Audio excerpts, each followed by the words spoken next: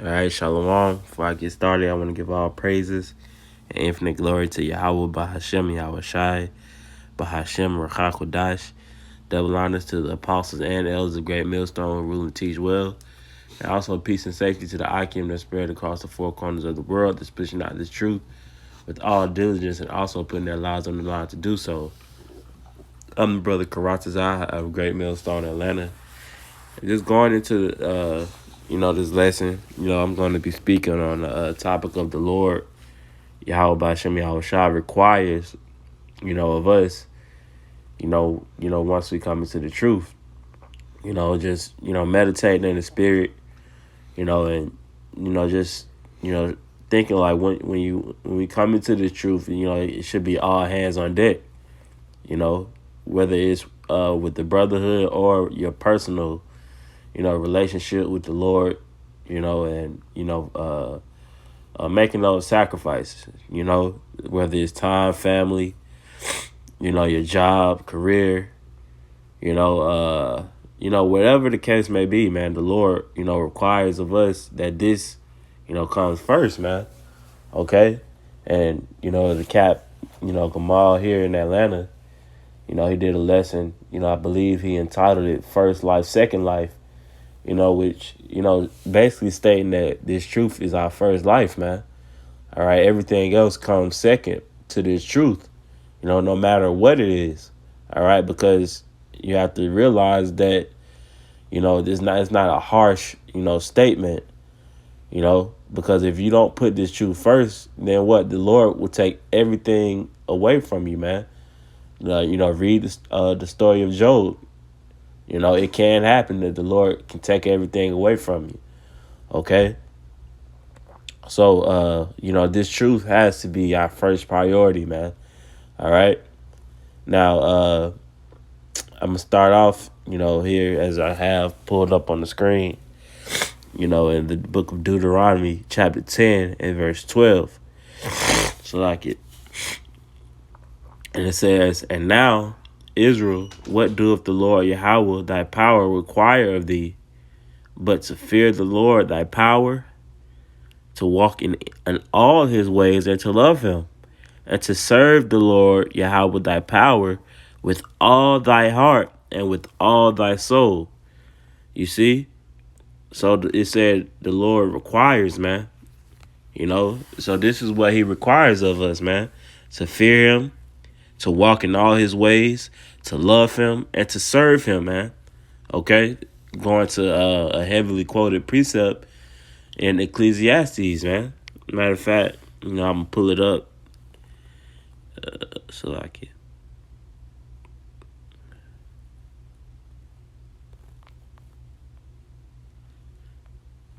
Ecclesiastes 12 and 13. Let us hear the conclusion of the whole matter. Fear the Most High and keep his commandments, for this is the whole duty of man. Okay, so this is our duty, man. This is our obligation. This is what the Lord requires of us, man. This is what the Lord demands of us, to serve him, love him, fear him, and that should be our very first priorities, man. Okay, so from here, I'm going to go to the book of Luke, chapter 12 and verse 48.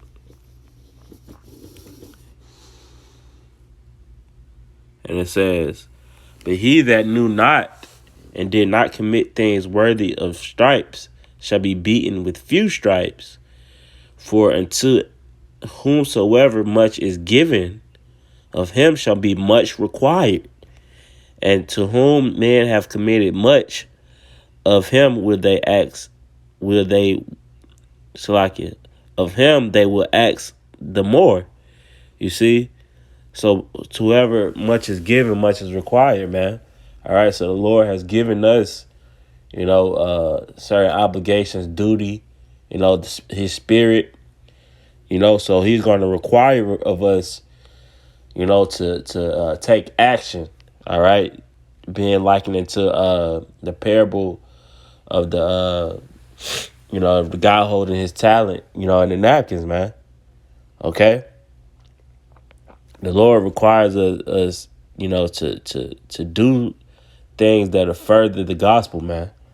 All right. It clearly says here, "So much is given, much is required," man.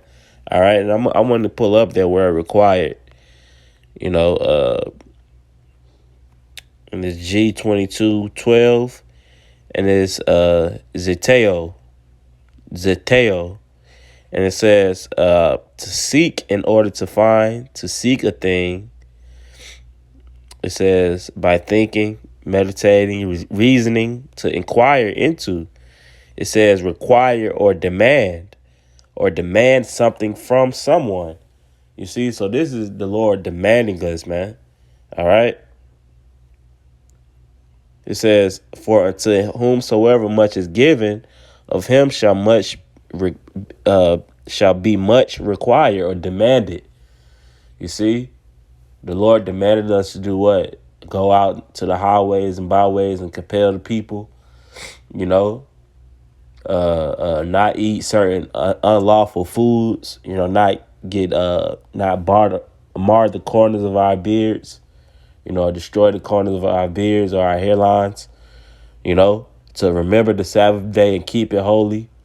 You know, the things that we can do, you know, to the best of our ability here while we're in this wicked flesh, the Lord demands us, requires us, you know, to do, man. We're obligated to do that. All right. And that comes with making those sacrifices, man. Okay. And understanding that, hey, if the Lord, you know, didn't think that you would be able to uphold and keep these certain things that he requires of us, then he wouldn't tell us to do it, man. All right. The Lord knew that Job will be able to get through that test that he put him through. That's why he put it through him, man. Okay. So from here, I'm going to go to the book of Matthew, chapter 11, in verse 29. It says, "Take my yoke upon you and learn of me." This is the words of Yahushua. It says, "For I am meek and lowly in heart, and ye shall find rest unto your souls." Okay, so let's go into that word yoke here. And it's G22:18. It's zygos. It says a yoke. It says used of any burden or bondage, as that of slavery. It says of troublesome laws imposed on one. Okay, so it's basically, you know, a yoke, something that can be taken as a burden. Around your neck, man. You know, as slaves, they put the yoke around our necks. Shows that we were in captivity, man. Okay. It says, for my yoke or my burden, so like it says, for my yoke is easy and my burden is light. You see? So that shows you that we will be able to withstand the things that the Lord requires of us, man. Okay? And that's why he gave us his name and son name. You know, Yahweh, why Yahweh Shai. Okay, so we will be able to call on those names in times of trouble, you know, in times of need, in times